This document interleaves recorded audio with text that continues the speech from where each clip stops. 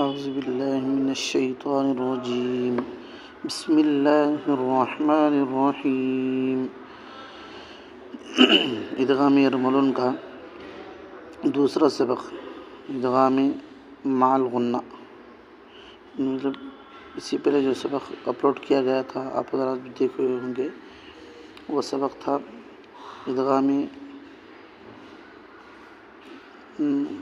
بلا غنہ، یعنی مطلب غنہ کے ساتھ ملا کر پڑھیں، غنہ کے بغیر پڑھیں گے۔ اب ادغام مع الغنہ یعنی مطلب غنہ کے ساتھ ملا کر پڑھنے والا سبق پڑھیں گے۔ جیسے یہاں دیکھیں تنوین نون ساکن کے بعد فعل معلوم میں سے یا و میم نون یومن دوسرے کلمے میں آئے تو غنہ کے ساتھ ملا کر پڑھیں گے، اس کو ادغام ناقص بھی کہتے ہیں۔